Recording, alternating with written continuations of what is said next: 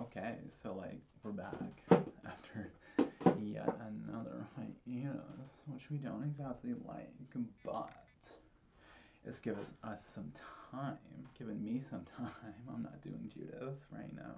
Sorry. It's me, Veronique Emma Hubois. And that's like always the question, though, isn't it? It's kind of like, well, Emma, what's drag and what's not? Where do you where do you stop? And the accessories begin. And it's just like you don't know. Are the eyelashes real? No. Is the nose ring real? No. Is the hair real? No. Are the glasses real? No. Well, I mean, they're physically there, but like, there's no prescription or anything in them. Tragically, and like weirdly mysteriously, my real glasses got like a little, well, it's not little when you're trying to look out of them, but like they got broken. They're not really usable right now, so we're in mourning until we get them fixed or get new ones. Whatever, we'll figure it out.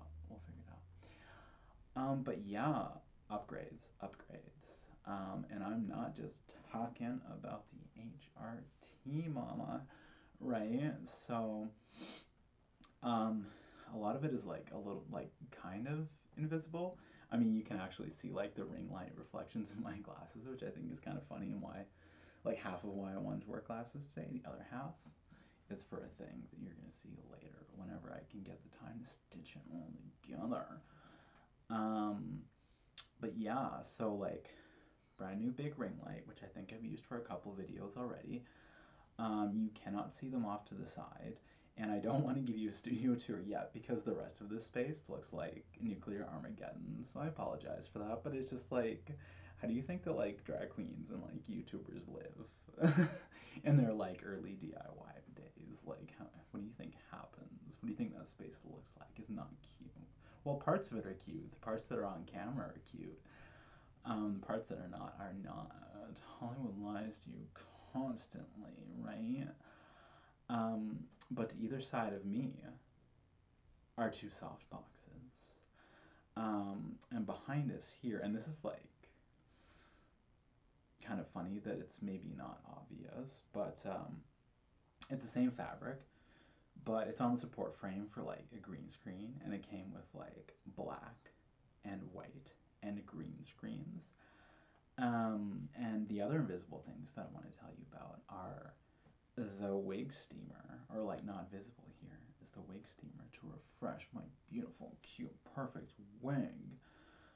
It's funny because like I originally got it to do Jules's Halloween look from Euphoria, and like I know she doesn't have like black roots in that episode, but it was like pretty much the closest one I could get to what I wanted to do for her, because I wanted to like take it next level, and I'm gonna do that costume again real soon, even though it's like December and Halloween's way over, but like Euphoria season 2 is still on the horizon, so it's irrelevant. And like I had a tough time figuring out like the styling with this, and I didn't really use it much, and like now it's just how the world thinks of Veronique M. Hubois, because it's the wig that I draw myself in pretty much every single one of my comics. So it's a cute journey. It's a fun journey. And it starts with Hunter Schafer. So thank you, Hunter. Thank you, trans icon. You cute little kitten who's probably less than half my age. Amazing how time flies and we age. Um, yes. Also a RAM upgrade. Um, for my iMac Mini. Because like I record on my Surface and has a tiny amount of RAM, and it takes forever to process videos, and like you cannot have anything open when you are running Premiere on low RAM, because it just eats all of the RAM of your system, and it takes forever. So I can't even draw comics when I'm processing videos. It's literally do videos or comics. You cannot do both. So I've upgraded the RAM on my Mac Mini to like 16 gigs from like 4 or something. I don't know. It was ludicrous. And so that shit flies. So I can process videos super fast after I edit them. So like all of those upgrades have come from one of two sources. The vast majority of the money for all of this has come from our Patreon subscribers, from my Patreon subscribers. So, like, thank you so much for bankrolling all of this fucking shit so that we can look so much better on camera and do so much more and do it so much fucking faster. Like, I cannot stress to you the fact that in like 2 months that like I have been able to afford and acquire all of these things to make all of this so much more easy to do. And the other source of it is buying my comics, right? Which you can do at oh, I don't remember the order. I think it's my name first. Yeah, it's HOUXBOIS.itch.io. Yes. So that's like, you're all making this possible, right? And like, things change, production values increase, production rate increases.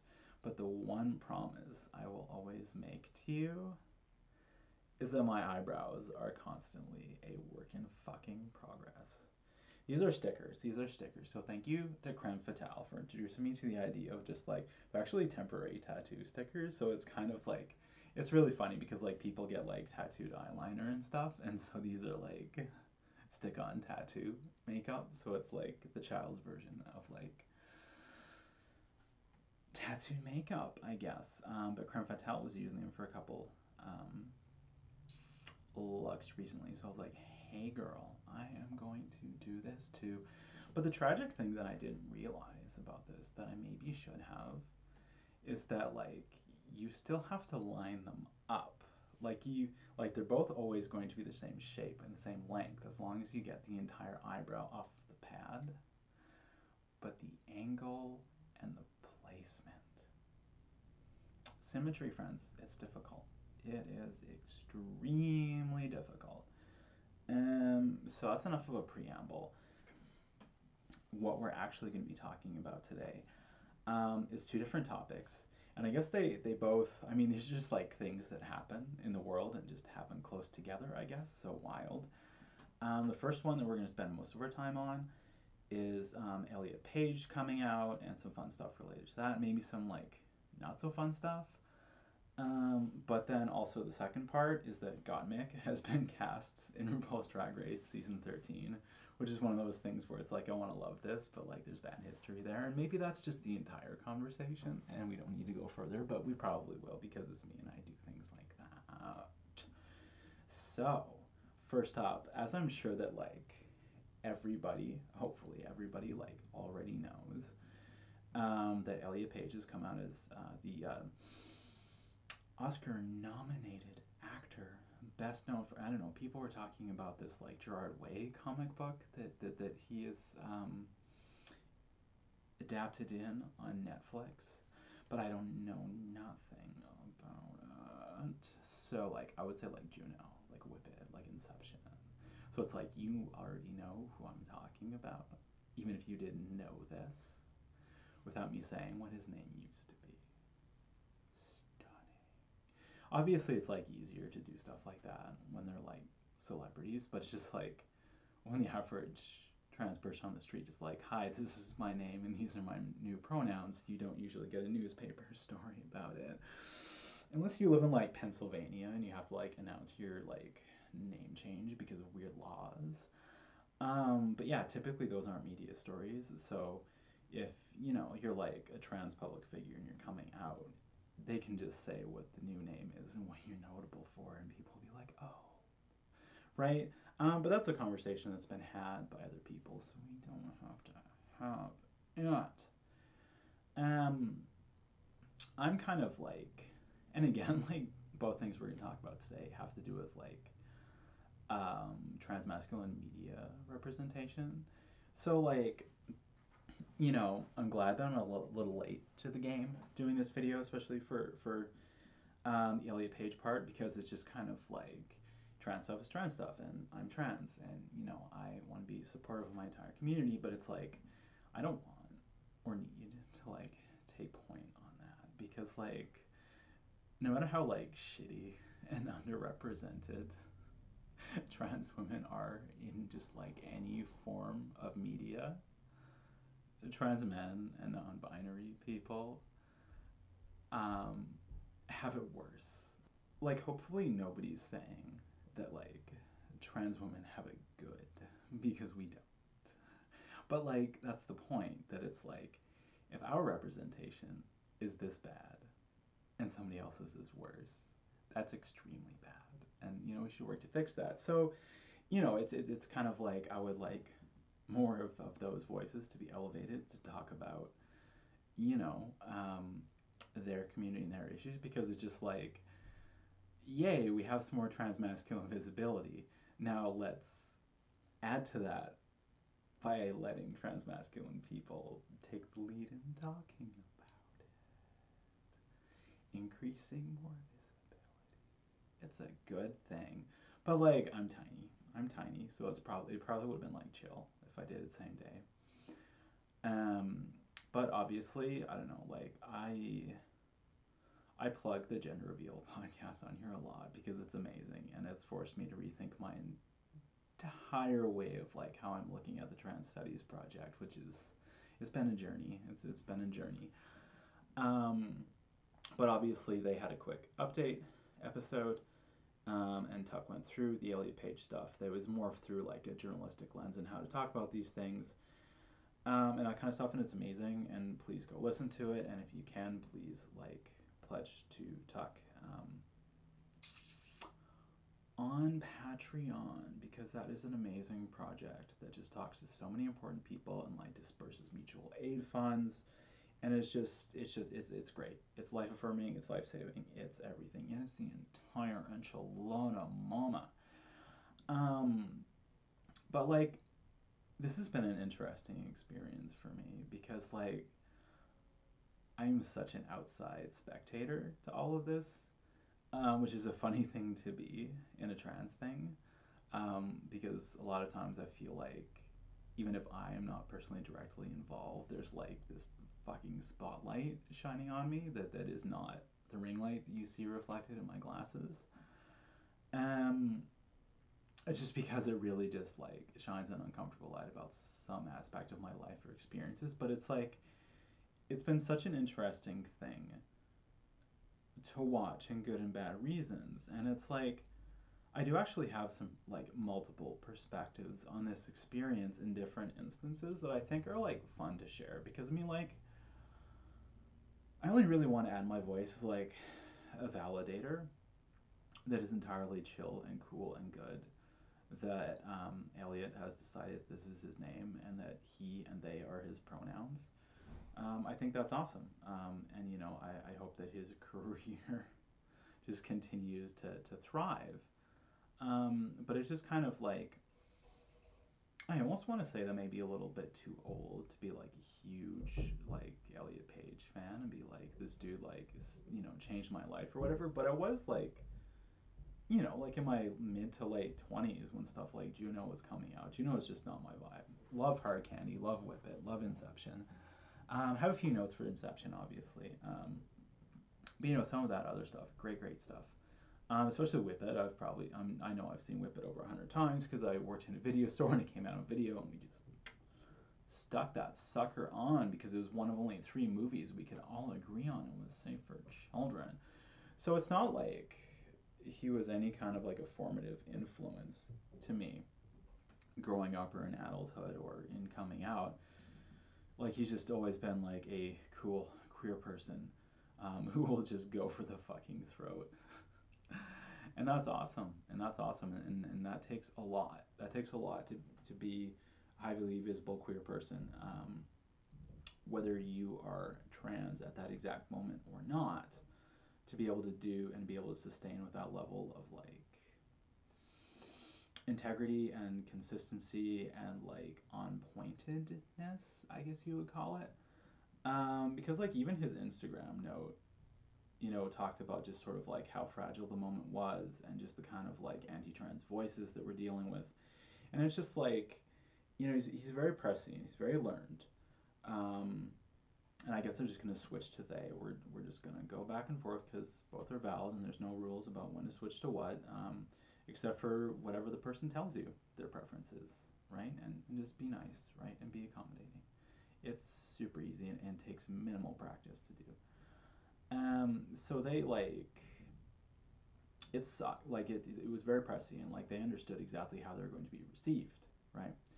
And they wrote about that and the just kind of the pressures of being openly trans were going to be, and kind of like the epidemics of violence against trans people of color, particularly trans women of color, and all these things. And there's just like this much of it are things that he had to anticipate, that they had to anticipate, that they should not have had to. And it's fucking awful that like a joyful moment is going to have caveat one, caveat two, caveat three, caveat four. But this is like the world that we live in. And obviously, like, I understand that and I live through it every day too. And have to issue a lot of those same caveats and just anticipate a lot of those awful things when I'm trying to do something fun and joyous. Like, it just fucking sucks. It sucks. It sucks. Transphobia is a, no, I'm not going to call it a disease because it's bad. It's extremely bad, and it just gets in front of your face and it just stays there. Um, but like, yeah. So they were never like a big formative influence to me, but like the whole process, and of course, like I love. No, who was it? Avery Edison is who I saw this from first. And she like articulated this entire journey of being like Elliot Page. I've never heard of him. Like, who is that? I must be losing it if I don't know who the hip young actors are anymore. And then she went on to being like, oh, hold on, like reading the note and being like, well, wait, Juno, Inception, wait a fucking minute, right? And it's like, oh my god, it's in it, right? I don't remember exactly how she phrased it, but it was that particular journey. And it was just so much fun watching people go through that, particularly like trans men and like trans masculine non-binary people, because like who also have had like serious attachments to them over the years, right? To Elliot Page and his work over the years, because like I remember in like 2014 or whatever it was, like how was at work, shitty slow day selling phones, scrolling through Twitter, and I see all these people, congratulating somebody named Sophie Campbell. I'm like, who is that? And it was like all these people in comics, like big names you feel new, and I was just like, Sophie, I don't even think I've ever heard of a single person working in comics right now named Sophie. So apologies to whoever I just unintentionally shaded there, but I'm scrolling through, and then I finally find the account, from this Sophie person, and I look at the icon, and I'm just like, wait a second here, Campbell draws like that, and then it's just, and I almost fucking blacked out. Like I just needed a second. It was just such a visceral. Oh my god! Like obviously it was a good thing because it's just like this cartoonist that I've idolized, that I like idolized from a distance since I was like, I guess in my early to mid 20s, and had actually met and interviewed like years and years and years ago. Um, was also trans because like I was out at that time, you know, and it was just like wow, this person who has had such an impact on my life and has influenced how I look at comics and probably gender too. I don't know. Like it's always funny when you kind of want to back read something into your life and you're not sure if it's legitimate or if you're just like inceptioning yourself. I guess we're just going to talk about Christopher Nolan all day. Um, but yeah, like big formative influence on me, and I'm like, yes, you're like me, honey. So I got to see that, and with all my trans male and non-binary friends go through this, like the hipsters that are big into Elliot Page movies, are big into Juno, like we're Jennifer's Body here, or Whip It, depending on if you're talking about Diablo Cody, somebody else with a made up name, um, or Elliot Page, like whichever, right? You know what I mean? I own a copy of Juno. I've never fucking seen it. I live in the city it was shot in. I live not far from where they shot it. And they shot it. Never seen it. I'm sorry. Maybe someday. Although that's gonna be like a weird experience now. Um, but so that was cool. That was fun to kind of see that by proxy because, like, again, like, transmasculine coming out in media, real or fictional or whatever the fuck, particularly like somebody who was a well-known public figure before they came out, are so exceptionally rare. You just like, oh my god, I just saw Haley's Comet, and that's awful that there's such a fucking dearth of representation when like there are tons of trans men out there. Like, honey, they are out there. You should see my notifications on the dating apps. Um, um, but they're out there, and they're just not being talked to. They're not being represented. They're not being given opportunities, and I fucking hate it. And I want to contribute whatever I can to changing that. But on the other side of it, and I'm not sympathetic to this, and I want to make that clear to begin with, is that we started to see this genre of, oh no, the lesbians are disappearing. Oh no, wherefore are the lesbians going? And these are names that, like, I don't like referring to at videos. I don't like acknowledging. But, like, Andrew Sullivan decided that he had to have his say and be a reply guy to Elliot Page. And it's like, hello, Andrew Sullivan, gay cisgender media figure who has extremely, like, weird and problematic and ancient views about race. It's not like he's like, hey, dude, I'm a dude, you're a dude, we're celebrities. I mean, he's not. Do you know what I mean? Like, it wasn't like, he could have done that. He could have been like, hi, welcome to manhood, from another man. Imagine if cis men ever did that for trans men. Like, no offense to, like, dudes who probably actually have done that, or, like, adjusted well to it, but, like, from what I hear, it's far less than, like, the cis women in my life who have, for any other faults that they've had or difficulties navigating me, have definitely been like, welcome to the girl team, bitch. Like, that's the reception that I typically got. You know, um, but usually, like, there's just not any kind of set of cultural norms on the other side. But and he, like, links, and I'm pretty sure it was in a reply. It was a quote retweet. It was a QRT to Elliot Page's coming out, was an unfortunately recent piece written by Katie Herzog about the disappearance of lesbians, that they're all filtering out into being trans men and non-binary, and that this somehow has something to do with the fact that lesbian bars are disappearing. Like, those two things don't coexist in the way that you think they do, because it's just, it was probably written on, like, Substack, I would assume, because I'm just like, even for the stranger, that would be like a stretch. But yeah, and it was just like, she's like, oh, I heard about this person who was told that they shouldn't identify as a lesbian, that it's a problematic term now. And I'm just like, maybe that's fabricated and maybe it's not. Because, like, there are some people out there with fringe views, but it's always like pretending that these things are more representative than they are. And, like, the basic problem with that thesis is that, like, there are still, again, relative to, like, visible public presences and, like, visible public figures, a tiny, tiny, tiny amount of trans men and a giant amount of lesbians, right? Like, there's just a lot more. And so, like, it's just, obviously none of these things ever have numbers. It's like, this is how many people who identify, like, the US Census, yes, every year it charts how many people who switched the checkmark lesbian to the checkmark trans man.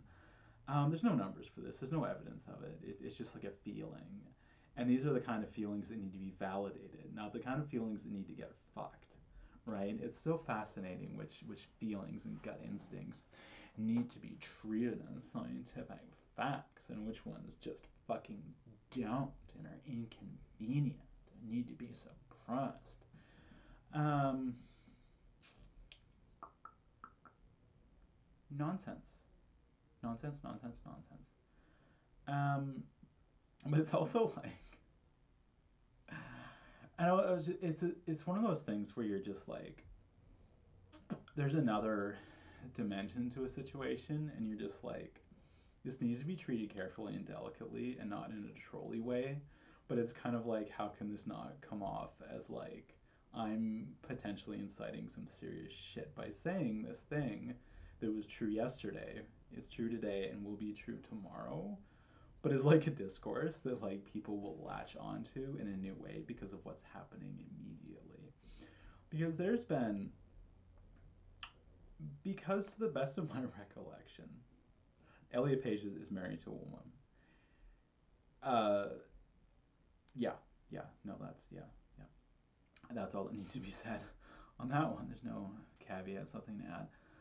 Um, and so, like, some people who are like, oh no, the lesbians are disappearing. We lost another one. Um, we're referring to Elliot Page as a straight man. Just by basic assumption that they believe this is a transitive property, that if you were identified as a lesbian and married to a woman and are now identified as like a trans man, a trans masculine, or use he pronouns of some description, you are now a straight man. But like, to the best of my recollection, Elliot Page did not address his sexual orientation or give it a label in that post. So and that could have been like a thing where either he hasn't resolved that, or he just hasn't like, or he like, it was one of the things that he was just kind of like anticipating. As I said, like, there's so many things you have to be cynical about your own coming out and knowing the terrible ways it's going to be interpreted. So maybe he just decided to leave that for another day. um, but the whole concept of like he him pronoun using lesbians has been like an irritating hornet in like the discourse for quite some time. And it's like an irritating hornet because like anybody who identifies as such is like a fraction of a fraction of a fraction. This is a tiny population in a community that pose no like real threat of any kind to that community, who are treated like some kind of like a creeping problem that we have to address before it like gets out of control. It's like, oh no, I found some black mold under the couch. That's not what these people are. They're fine, they're valid, they're chill, and they're okay. So like, to the best of my understanding, we don't know if Elliot Page considers himself to be a he, they, lesbian. But if he does, that's fine. So it's just one of those like linguistic ticks when people are like, oh no, we lost another one. He's a straight man now. It's just kind of like they leap to this thing because that's how narrow of a concept of gender they're willing to like validate. And that's terrible. And it's just kind of like orientation, sexual preference, whatever you want to call it, stated sexual desires, don't correlate to gender identity or to sex in such facile ways. Definitely not to the kind of generation and outlook on life that people like Elliot Page or myself tend to like accommodate. Because then like it's been pointed out elsewhere, and I've been thinking a lot about this myself, that like they did do a series going around the world and visiting LGBT people all over the place, and how their cultural contexts changed their performances of gender and sexuality. And I mean, I've seen some criticisms here and there of it, and it's not really worth getting into. But I do hope that we get to see Elliot talk about this later on, because like the one that stuck with me the most, because of course it would, because I haven't actually seen any of them, but I just saw some write ups on it. Was there was one episode when they were in Japan, and I do mean this in the plural they and not the singular they, because Elliot was not the only host, and they had a whole production team, but he and the production team were in Japan, and they're talking about like Fujoshi, right? Like the Rotten Girls, like the girls who, oh my goodness, I'm gonna say this acronym out loud, who are like super into like yaoi and stuff. Like, and there are some like phenomenons within that scene that I had never heard of. Like, there's like kind of like porno karaoke almost, I guess, is my understanding of the situation of like you could get like a karaoke room, but like the audio that you would play is like the sex noises for like a BL slash yaoi type scenario, if I understood correctly. And they were talking to people who were into that, but also just kind of like the complexity of how they identified gender wise. And of course, it's always kind of tough speaking through, especially speaking through a translator and through cultural differences, to kind of understand the networks of these things, right? Even just on a linguistic basis of this word meaning that word in a different language. And then you get like the social constructs of gender across the Pacific Ocean involved.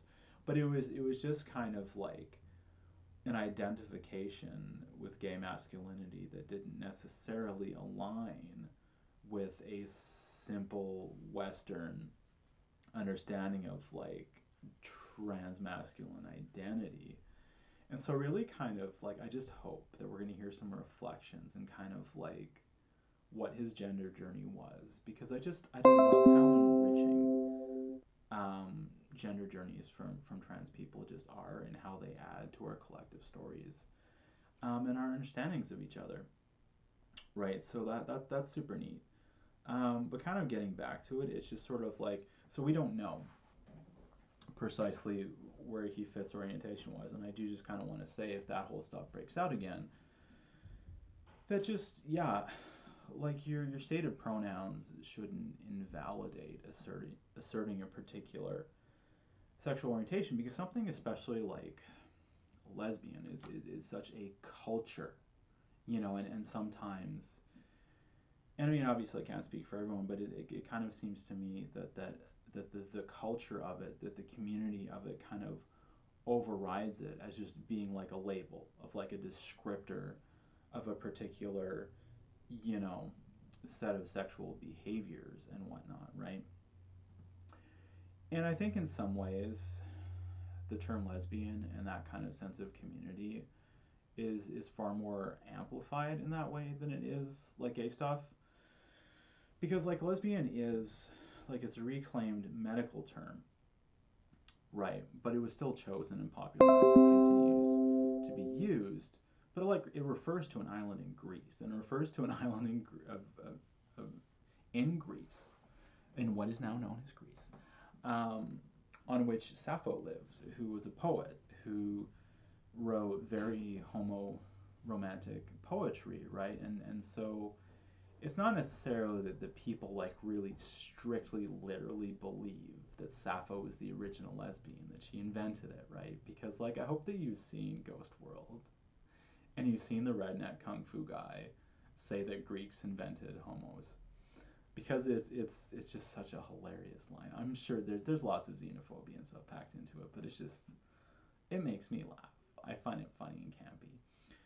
And so there is like a lot of ties, right, to like Greco-Roman, but particularly like Greek antiquity in contemporary Western gay and lesbian culture. Like the first gay club that I ever went to, that is unfortunately gone now, and frequent a lot, was called the Odyssey, right? So, and you look at like the story of Ganymede, it just pops up in like all of modern gay male Western life. Like Oscar Wilde's generation were using it. Um, God, what is his name? Jasper Johns, and the other one, the guy who did the bed thing, Robert Rauschenberg. Um, that generation in the 50s, the 60s, they were using Ganymede, Zeus's cupbearer that he took up to Olympus to have his way with. That all these things hold a lot of currency. Michelangelo's David, the fact that Michelangelo was what we would call gay, that all of the Ninja Turtles were gay, apparently, as I once said in an art history class.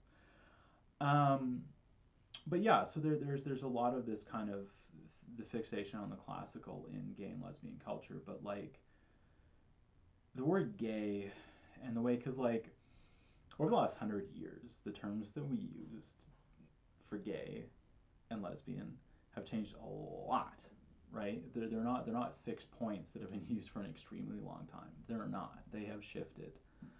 And so like when these things stick around and they stay, there's reasons for them. So I think it's fascinating that there's so much more of like a naked mythology around the language of like women loving women exclusively, right, than there is gay men. And I don't know, it kind of feels to me that like second wave feminism had a powerful, powerful sense of that just sticking and staying, because that was a big myth making project, right? It was forging a collective identity called woman towards a shared destiny, right? That had a lot to do with kind of rewriting these really kind of misogynist, sexist, kind of patriarchy, um, validating anthropological views of the development of humanity and the hunter gatherer complex. So there were some shenanigans, let's say, and it's like fair enough, right? You know, turnabout is fair play, but there were consequences to these shenanigans. That was like, let's flip these let's flip these scenarios on their head. Let's argue an opposite point, not because we necessarily have the data to say that these things are what happened, but it's like this is what validates our view of how things are now and how we can create a collective identity.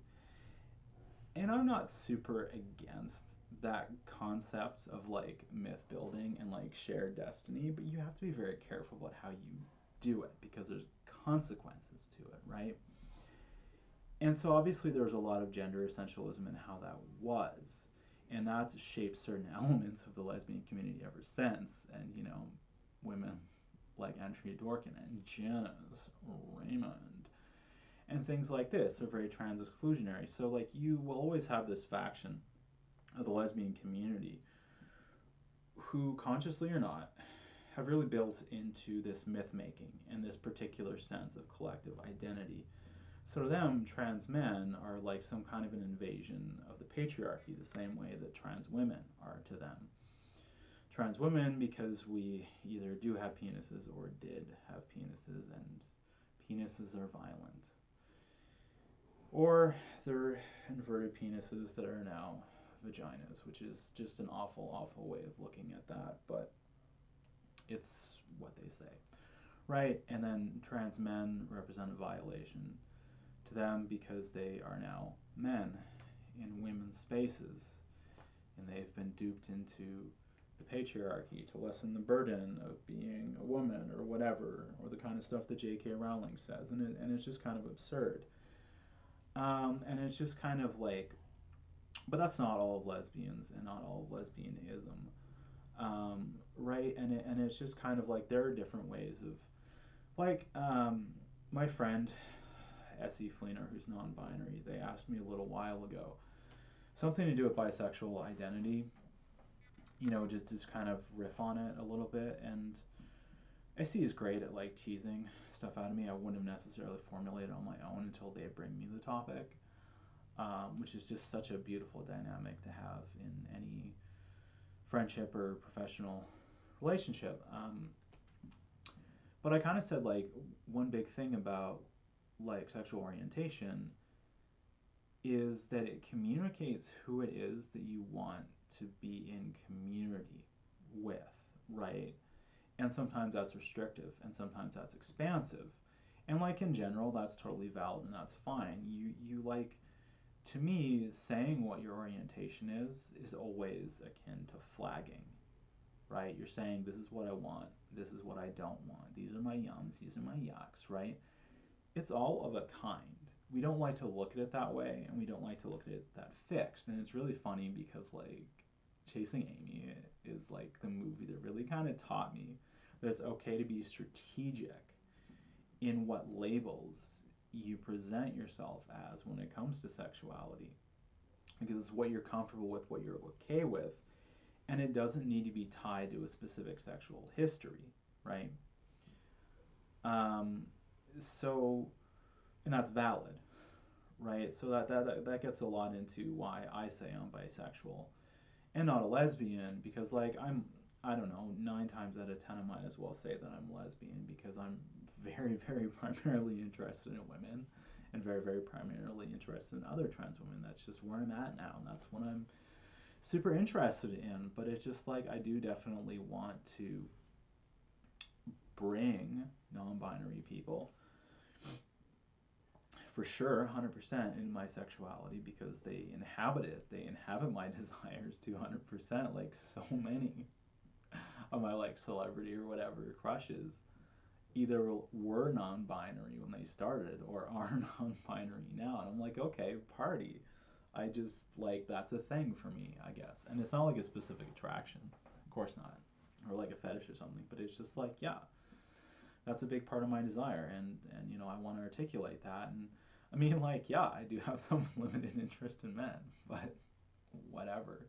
You know, it's your own and other genders. And that's kind of what I mean by talking about like lesbian and stuff, is that people get uppity, and like Andrew Sullivan again, he kind of did that thing where he's like, how can Elliot Page be a man and also be a multiple intangible thing, because that's what the word they is used for. And it's like, my dude, you really should know, working at the New York Times, and he probably does, the very, very short history of the singular they not being used in English.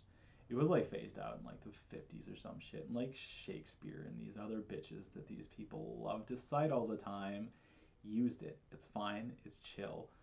You know, and apparently it is like neurologically a little bit of a different grammatical structure that you kind of have to teach your brain to use. Like if you want to start using y'all, but you're not from like Texas, it's going to take a little bit to work its way in, because it's a different grammatical structure than from what you're used to. But it's not a thing that really causes serious cognitive dissonance. You just have to adjust to it a little bit. Um, I guess that's my reading of some research that's been done into it that I heard on Gender Review.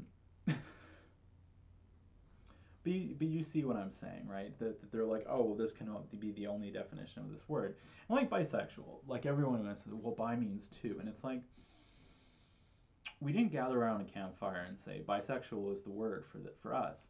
Like it was taken. It's another reclaimed medical term that was what we now call, we use to describe people that we now use intersex to describe, because when they said bisexual, it meant that they felt that these people had the characteristics of two different sexes, physically, chromosomally, whatever, right?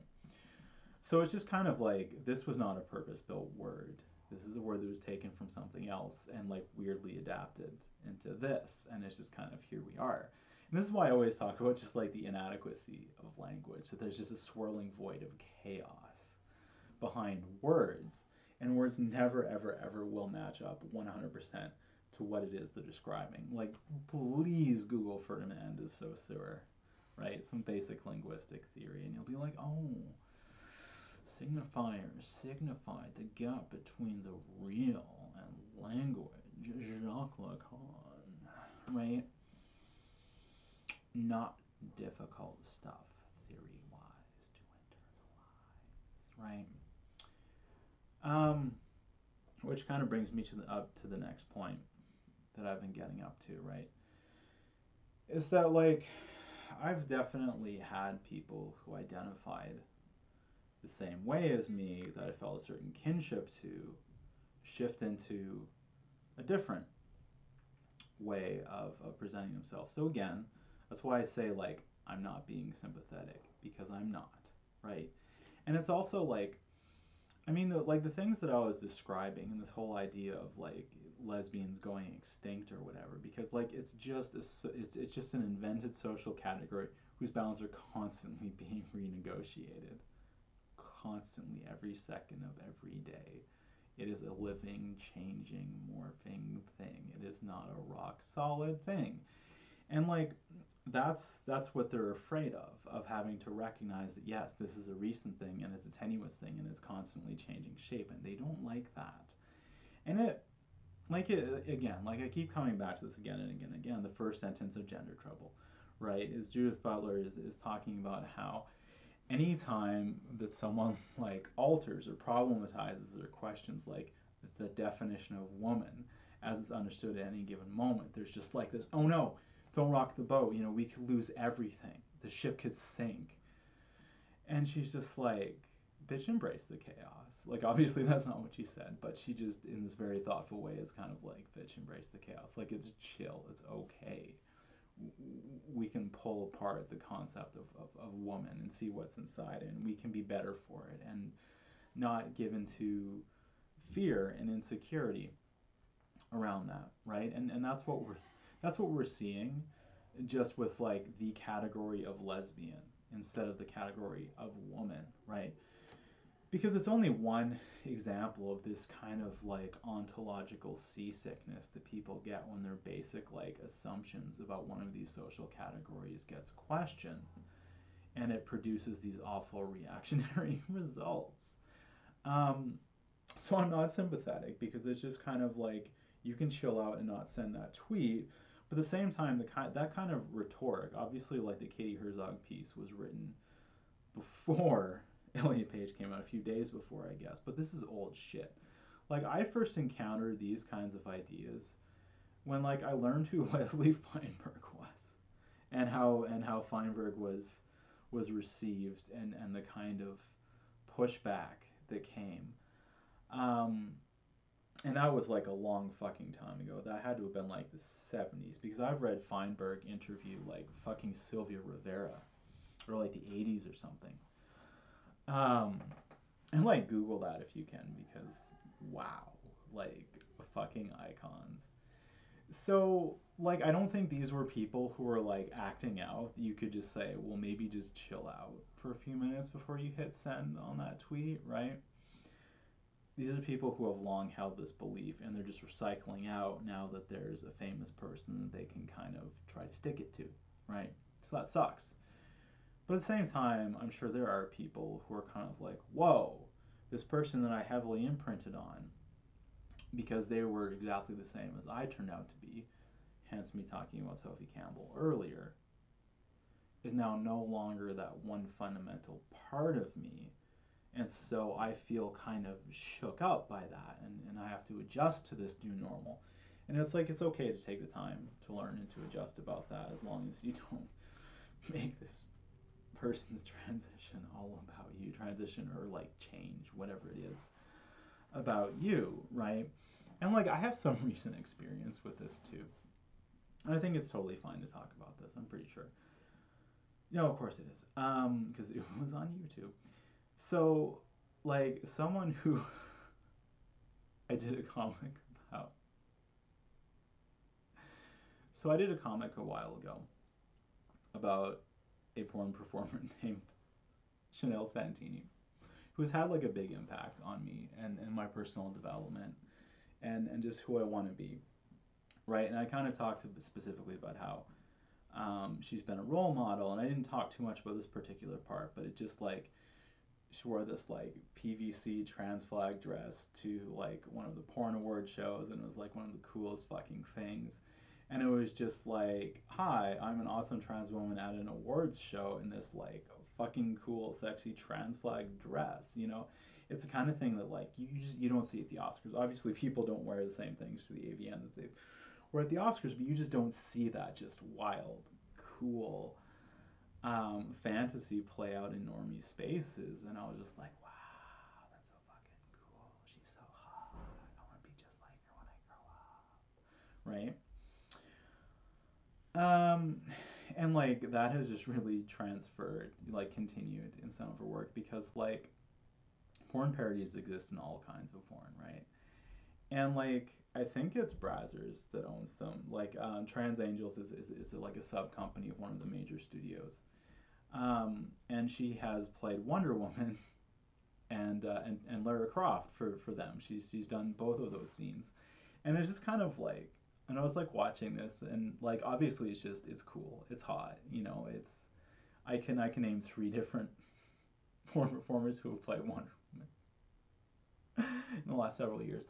Um, so like that's just, you know, that's just part of my consumption. That's just part of me. But it was also like, you know, they still put together like a butt rock kind of anthem and gave her like a big trailer for it that was like to mimic the Gal Gadot movie. And she had like a really, like, her costume as Wonder Woman was like up to pretty close to what I would call like Axel Braun standards, because people are always like, oh my goodness, look at how the production values of like Axel Braun superhero, like porn superhero parodies, and like how much time and effort they put into them. And it's just kind of like Axel Braun makes straight porn that sometimes have girl scenes with cis women in them. He doesn't cast trans women.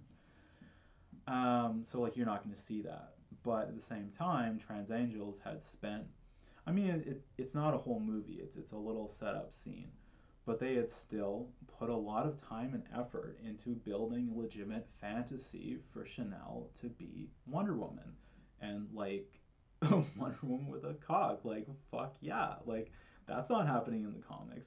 That's not happening in Hollywood, right? And like no trans woman is going to get cast to play Wonder Woman, no matter what their downstairs situation is in Hollywood. And it's like, it's well known I don't like the Wonder Woman movie. I'm not a big fan of Gal Gadot. And I'm just like, this is better. This is better. This is just better. And it just, like, you can see how much I'm smiling. This is just, I was just like, yes, you know? And she just inhabited it. She just was it. And I'm just like, this is a trans Wonder, she's fucking, you know, like, we just don't get those fantasies. We just don't otherwise in any other forms of media. So porn can be a place for like embodiment and fantasy for trans women that other spaces just don't accommodate at all. And like the Lara Croft thing was cool and fun, and it's not like as big of a deal, but like, yeah, I was like a huge Tomb Raider fan when I was like 14, so I was like, yeah, that this is like a whole, you know exactly what I'm talking about. The straight boys definitely do, because they always get to see the porn stars play their like video game crushes from when they were like 14, right? And like shout out to Katrina Jade, she did a great job as Lara Croft for whatever the heck, I can't remember who it was that she did it for, but she did it, and the other performers throughout the years. But it's just different. It's just different. But a little while ago, Chanel shared on YouTube that she's detransitioning and identifying as non-binary and using she and he pronouns, right? And like, especially like detransition discourse in any space is such a like, oh no, right? Because there is kind of a like, there is almost a like, oh no, we lost one kind of thing that happens in trans circles, because there are so few of us, and we can sometimes be afraid of how demagogues latch on to detransition um, narratives and like seriously amplify how many people go that far into their transition and go back, right? And really amplify the potential consequences of it in just some really negative, awful ways. They really dehumanize the people who go through detransition and like cut them off from community in like really, really awful ways. And so it is kind of like, fuck, right? Like, how do I, you know, interpret this? It's kind of the antithesis, but the same kind of like intense feeling of what I was describing when I figured out who this Sophie person was that people were talking about on Twitter back in 2014. And I thought to myself, I was like, oh, am I going to have to revise that comic? Or should I do like a follow up? And I might still do a follow up, right? Like, that's fine. But I was just kind of like, at first I was like, wow, this just kind of changes a lot in my personal kind of perspective on a lot of things. And like, again, like I said, you imprint hard on someone, and it's just like you have to be like, no, like you can't parasocially attach yourself that hard to someone else. Like, Jesus Christ, Emma, like, just Like, let's back up, you know? And you don't share when you're in that spiral.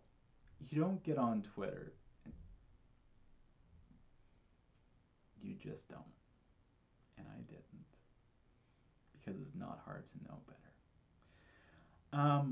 And so I went back and I looked at the comic. And I was like, well, Chanel still wore that dress. She shot those scenes.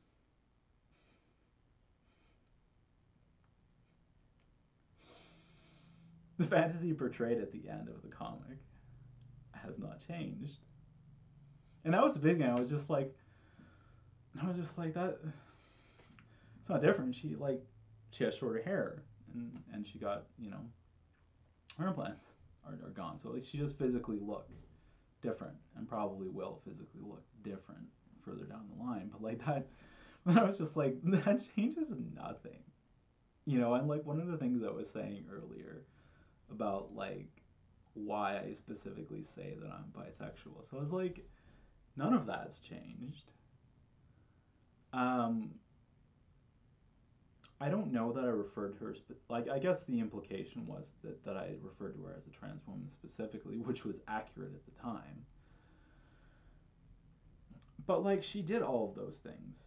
And number one, like, her pronouns, like, have only multiplied. She is still one of the pronouns that she uses currently, and he is the other. So it's not like I was like, oh God, like, should I just go back? Like, well, yeah, and like, you can't.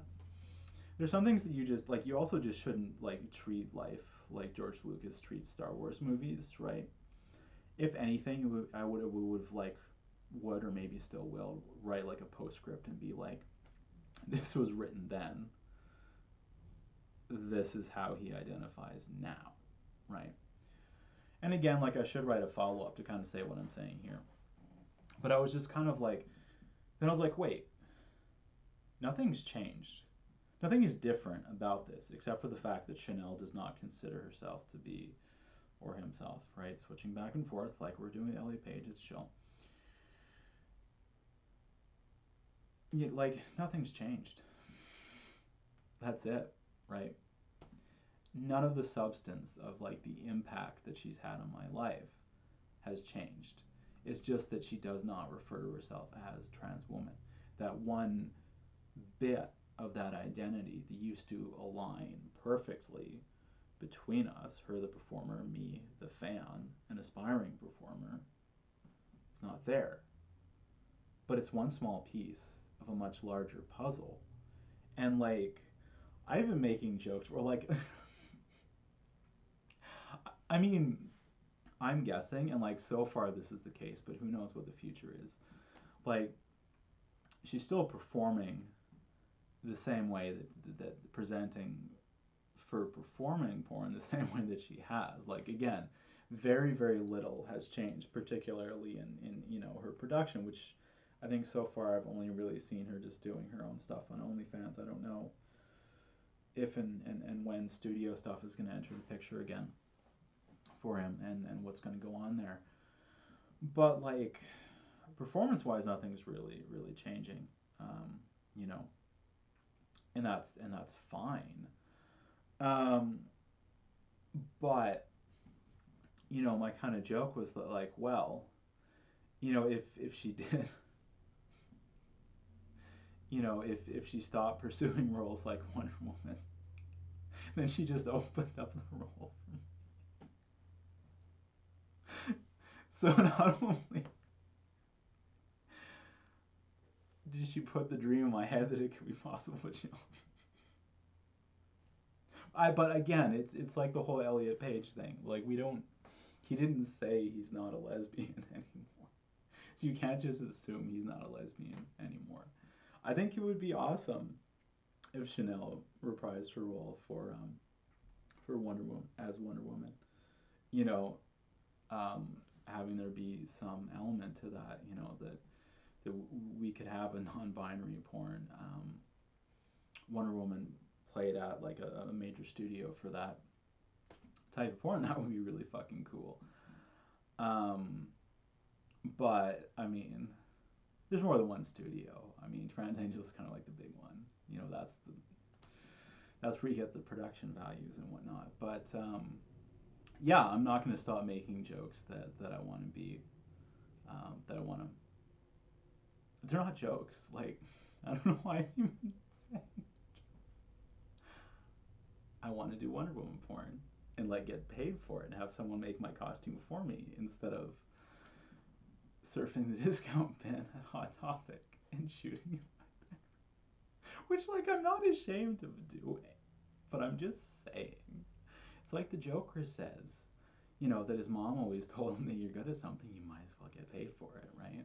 And I'm gonna get good at it, yes. Um, so the second piece.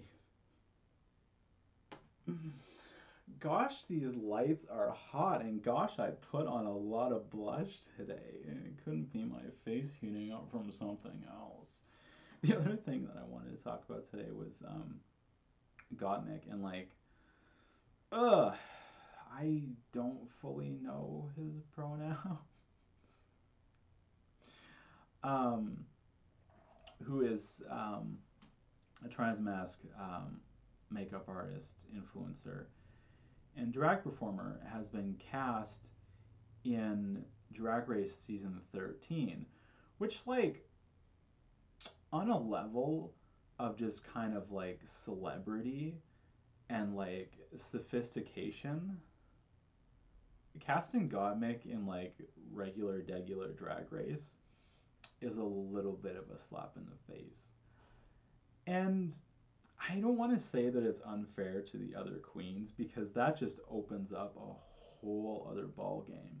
But you know what I mean about like budget, right? And supposedly budget shouldn't be everything, but if you can like, you know, and like part of the joys of like old school Drag Race were like people like Chi Chi DeVane, like, and fuck, how can Chi Chi be gone? Like making shit out of garbage bags who just packed up her whole fucking life from Shreveport, Louisiana, and fought like hell and got so far and did so fucking well, you know, and even to have Bob, you know, who won that season. I think I'm remembering all this correctly. Just champion Chi Chi, you know. You know, those were the things, right? Or watching like Adore be like, okay, I need to learn how to like cinch, you know, and Bianca Del Rio showing that she's a human being and being like, here, I have an extra one, right? Maybe that's why Bianca like actually won, that she showed some capacity for humanity, because you really do have to win. I mean, that's not entirely true. Sharon Needles won, but like typically you should be a human being and not like an evil snake monster wearing a human being mask to like win. Who knows, right? Ugh. Speaking of fallen idols, you know, but it's just kind of like, obviously Drag Race has been going, you know, further and further from that for a long time. So like Gottmik feels like, and that's I guess we'll see how he does with like lip syncs and that kind of stuff, and maybe that's why he's in regular Drag Race. But it's just kind of like someone who comes in with that level of a high profile and is already known to be an incredible artist, be like, isn't All Stars the place for that, where people come in with like the huge shit, they've been through it, you know, like as like the huge reveal for an All Stars, like that to me is where I would be looking to cast Gottmik. But again, it could be that we don't know, right? Because like you also have people like Kimchi, who has just has a spectacular mind, but she came in having no capability of walking in heels. You know, so I mean, I don't know. Well, I guess we'll find out as things go. But that's like not even the relevant part. See, these are the things I want to talk about that I wish we could talk about. But like for like regular Drag Race, Gottmik is like, I'm pretty sure like the first performer coming in who is like identifying as trans, right? Because there have been a lot of like mid-season come outs or like come outs later on, and like there was a the the most famous non-binary celebrity apparently, was on Celebrity Drag Race, of course, and like Gia Gunn came back for All Stars, which was like a whole thing. But typically, but like, and like, yeah, and obviously, like, Peppermint wasn't like in the closet before she joined, but it was just kind of like, it just came up in the season, and she hadn't pursued like HRT or anything up to that point, and of course it became this huge controversy when she came back with boobs for the reunion. But it's so it's a big moment that Gottmik is in there, um, as like a trans man, because like there have not even been any trans women who have come in, or cisgender women, um, and especially not trans women coming in who have had hormones or had particular surgeries, beginning their seasons that way, right? Um, and so it's like the breaking of a kind of like glass ceiling that's been there, but like that glass ceiling has been enforced by RuPaul this entire time, right? And it's just like there's such a long history of this exclusion that was never fully public and never really like completely admitted to that I know of. But there was like the awful, awful treatment of Carmen Carrera.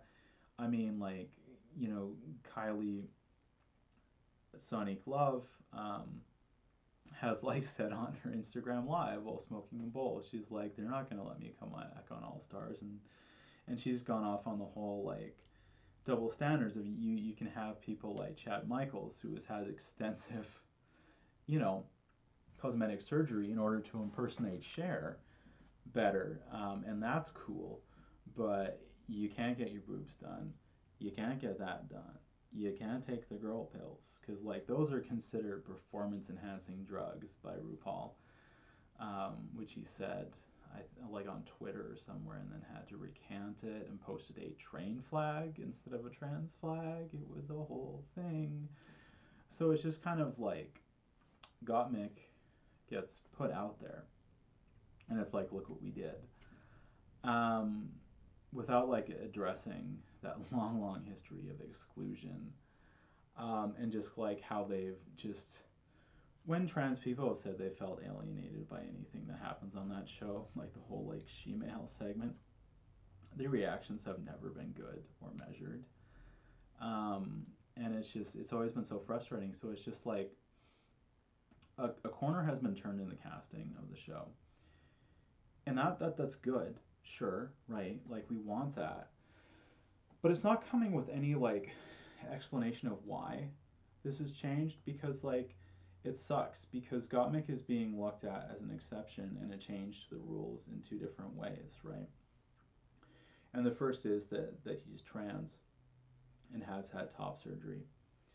And there's a great video with him and I want to say James St. James talking about what a difference that made to him. And this kind of stuff like has done the equivalent type of cosmetic things that would disqualify trans women, right? And I'm sure there's a stupid argument to be made about that being an equalizer. I don't know, you know, because we don't know what the pretext for allowing this was. But the other thing is that they have absolutely never, on any of the drag races, had an AFAB competitor. And I want to be careful with this, right? Because, like, using that phrase is just like, it's a diagnostic and it's just rarely relevant and not really something to, like, group people socially or whatever. But it kind of has to be pointed out here because cis women have been excluded, and it's always this kind of like extremely like physical primary and secondary sexual characteristics lens that people argue these things based on, or that what it appears to be the policy is based on, right? Like if RuPaul is saying that like taking estradiol is a performance enhancing drug, then he's implying that growing boobs makes it easier to do drag and gives you an unfair advantage, right? I don't know how sincere that joke was, but like the whole controversy about Peppermint's boob job was focused on that, right? Was that, oh, well, she's competing against the boys and she's got boobs now, and if they're going to have boobs, they're going to wear a breastplate. And it's just kind of like, I don't know how often Sasha Velour wears a breastplate. Milk rarely wore one. Like it's not like that. It's not the Olympics. It's not the way that drag competitions work. That's not how they're judged necessarily, right? And like, I think my understanding of it was that like Gia Gunn delayed getting bottom surgery in order to do All Stars. I don't think it was like they said to her, if you get this done, we're not bringing you on. But it was like the timeline was, she's like, okay, I'll wait, I'll go do this first. And she came back kind of saying that, and also saying that she just felt like she was put there to like put the peppermint controversy to rest. And that's not a fair thing to do to someone who, and treat them like that if they pause something that huge in order to come do your show, no matter how beneficial it could be to them, right? And I have so much empathy for Gia on that front, because it's like when I understood, like before I started watching Drag Race, I kind of knew that was a score because I knew about the Carmen Carrera thing. But it's like when I started doing drag, when I decided that I wanted to emulate kind of like Sasha Velour and start doing drag and these things, like I knew that if I wanted to try to make this show, I couldn't be on HRT when I did it. So I kind of spent the first 2 years of like learning to do drag thinking, well, I don't know, maybe I want to leave that option open for myself. So it took me another 2 years to pursue HRT, because like I was thinking, well, maybe this is a dream that I want to chase. And that's a choice I never should have been left with. And it's similar to like Peppermint, that before she went on Drag Race, someone offered to fund her transition, but only if she dropped out of drag. Like if she just stopped performing drag, then they would pay for anything that she needed to get done.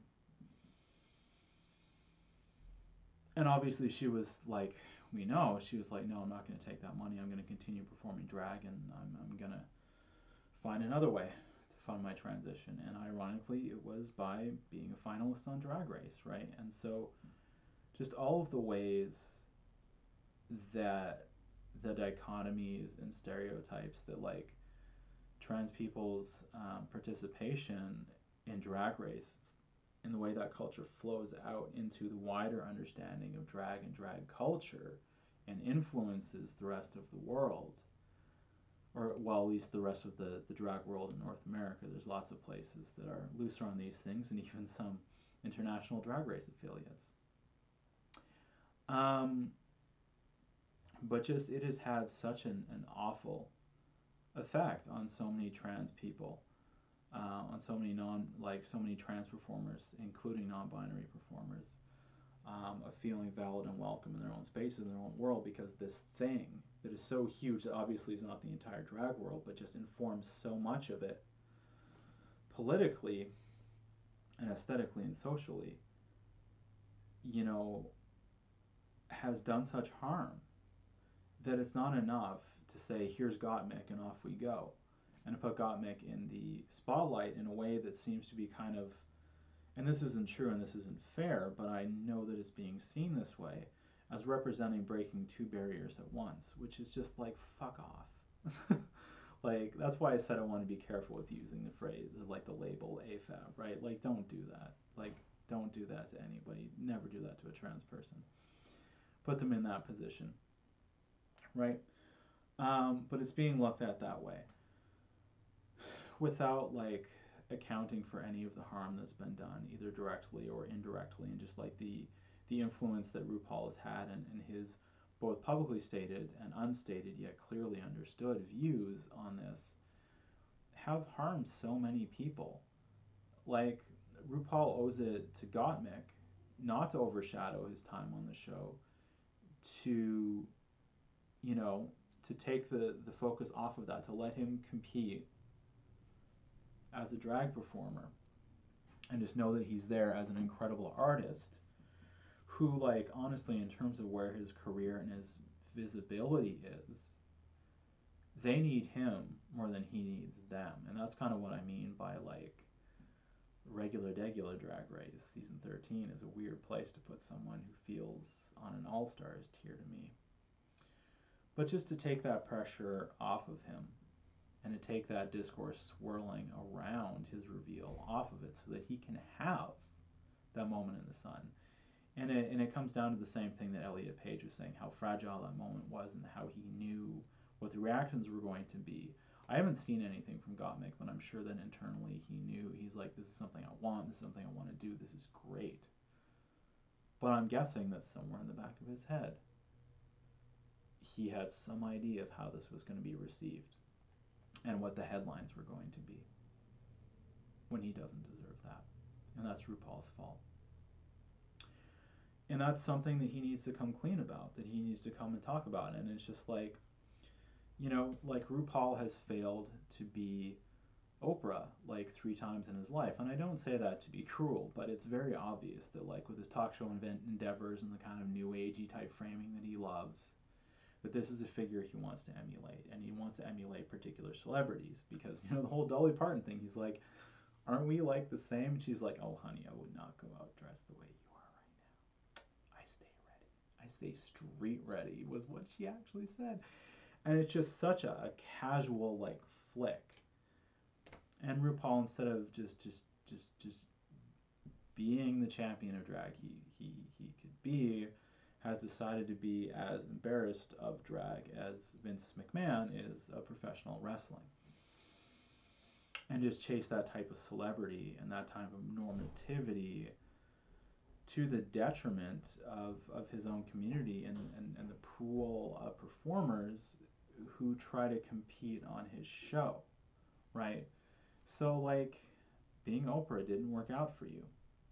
My suggestion is maybe try being Jada Pinkett Smith and bringing yourself to the table.